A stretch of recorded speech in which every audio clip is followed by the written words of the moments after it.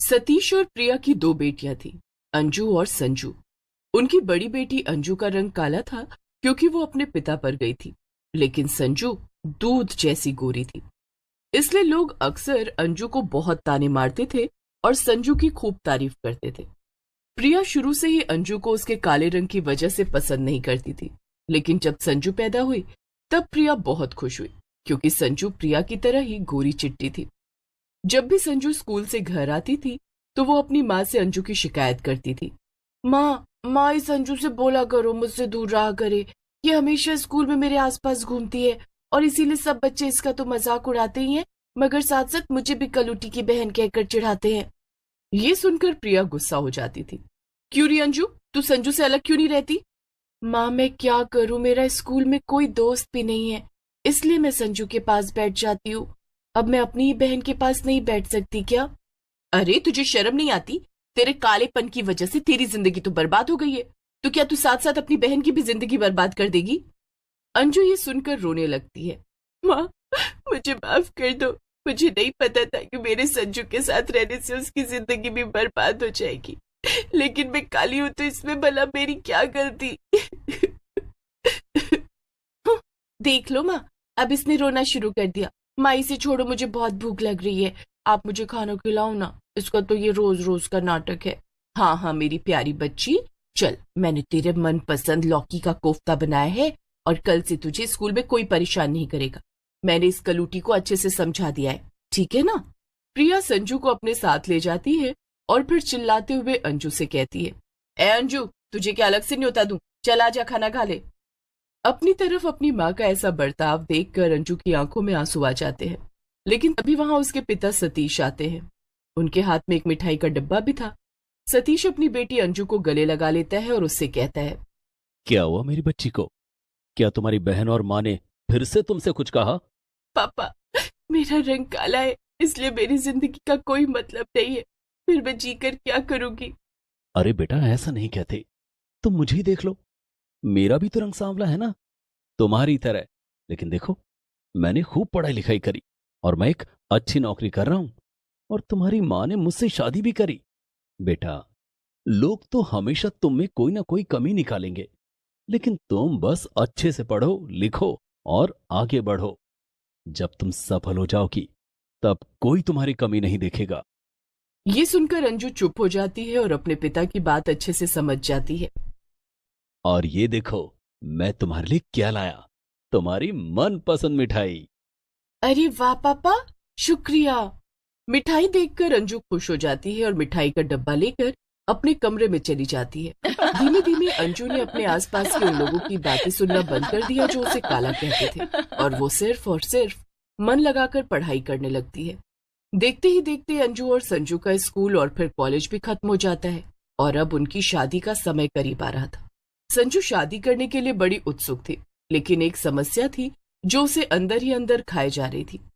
वो अपनी माँ प्रिया से जाकर कहती है, माँ मुझे शादी करनी है, आप इस अंजू के लिए जल्दी रिश्ता ढूंढना शुरू करो। मुझे नहीं लगता इसे जल्दी कोई लड़का मिलेगा, और जब तक इसे लड़का नहीं मिलेगा मेरी भी शादी नहीं हो पाएगी। अरे बेटा, कह तो तू एकदम सही रही है, लेकिन मुझे नहीं लगता वो अंजू अभी इतनी जल्दी शादी करेगी। उसके सर पर तो पढ़ाई लिखाई का भूत सवार है ना। क्या? नहीं माँ, मैं नहीं जानती, आप कोई भी उसी के जैसा करलूटा सा लड़का ढूंढकर उसकी शादी कर दो, बस मैं नहीं चाहती हूँ कि उसकी वजह से मेरी शादी में भी दिक्कत आए। प्रिया संजू की बात सुनकर सीधा अंजू के पास जाती है। अंजू अपने पिता सतीश के साथ बैठी हुई थी और वो दोनों किसी परीक्षा के बारे में बात कर रहे थे। क्या हुआ प्रिया और संजू, तुम दोनों यहां पर? क्या काम है तुम्हें? हाँ अंजू, मैंने तेरे लिए एक रिश्ता ढूंढा है। मुझे बड़ी मुश्किल से ये एक लड़का मिला है। ये इसकी कपड़ों की दुकान है और बिल्कुल तेरे जैसा है। अब मेरा मतलब दोनों का रंग भी एक ही जैसा है, तो इससे शादी कर ले। और अंजू देख, मना मत करना, वरना वैसे ही तुझे जल्दी कोई लड़का नहीं मिलने वाला। यही बड़ी मुश्किल से मिला है, फिर तेरी शादी होने में सालों लग जाएंगे और मेरा क्या होगा? ये सब सुनकर अंजू को बहुत बुरा लगता है और वो उस लड़के की फोटो को देखते हुए कहती है, नहीं माँ, नहीं संजू, मुझे ये लड़का पसंद नहीं है और मुझे इससे शादी नहीं करनी। और इससे क्या, मुझे अभी किसी भी लड़के से शादी नहीं करनी। अभी तो मैं आगे की पढ़ाई करूंगी और यूपीएससी की परीक्षा दूंगी। ये सुनकर संजू और प्रिया गुस्सा हो जाती हैं। क्या? माँ देखो इसे, ये क्या कह रही है? मैंने कहा था ना ये बहुत नाटक करेगी। और लगता है कि अब ये मेरी जिंदगी बर्बाद करके ही चैन लेगी। अरे कलूटी, तू आगे पढ़ लिख कर क्या करेगी? तुझे कौन सा बड़ा कलेक्टर बन जाना है? बस हमारा समय और पैसा बर्बाद कराएगी तू। चुपचाप शादी कर ले और निकल मेरे घर से बस। प्रिया, ये तुम अंजू से किस तरह बात कर रही हो? उसने कहा ना उसे शादी नहीं करनी, तो बस नहीं करनी। अगर तुम्हें इतनी ही जल्दी है तो हम दोनों मिलकर संजू की शादी पहले कर देंगे। मगर फिर समाज वाले क्या बोलेंगे कि छोटी बहन की शादी पहले कर दी? अरे लोगों को भी तो जवाब देना होता है ना। जिसे जो बोलना है बोलने दो, मुझे कोई फर्क नहीं पड़ता। और ना ही अंजू को। वो पढ़ाई करेगी और आगे चलकर बड़ी अफसर भी बनेगी। तुम बस अपनी दूसरी बेटी की शादी की तैयारी करो। अंजू को अकेला छोड़ दो और अपनी मर्जी से जीने दो। ठीक है, दोनों बाप बेटी का जो जी आए वो करो, मुझे क्या। मैं अपनी बेटी संजू की शादी खूब धूमधाम से कराऊंगी। इस कलूटी को शादी नहीं करनी तो ना करे, ना जाने आगे चलकर इसका क्या होगा। फिर क्या था, प्रिया अगले दिन से संजू के लिए रिश्ते ढूंढने लगती है। और संजू इतनी खूबसूरत थी कि उसके लिए लड़कों की लाइन भी लग जाती है।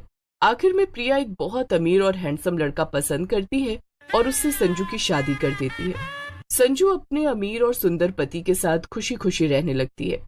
वहीं उधर अंजू मन लगाकर अपनी यूपीएससी परीक्षा की तैयारी करने लगती है। लेकिन जब भी वो घर से बाहर निकलती थी, लोग उसे शादी न करने और पढ़ाई में समय व्यर्थ करने के ताने मारते थे। यही घर पर उसकी अपनी माँ भी उससे बुरा भला कहती थी। अंजू, तू सिर्फ अपना समय बर्बाद कर रही है। वैसे भी कोई लड़का तुझसे शादी करने को तैयार नहीं होगा, ऊपर से पढ़ाई लिखाई। अरे कभी देखा है किसी काले अफसर को? प्रिया की ऐसी बातें अंजू को बहुत खटकती थी।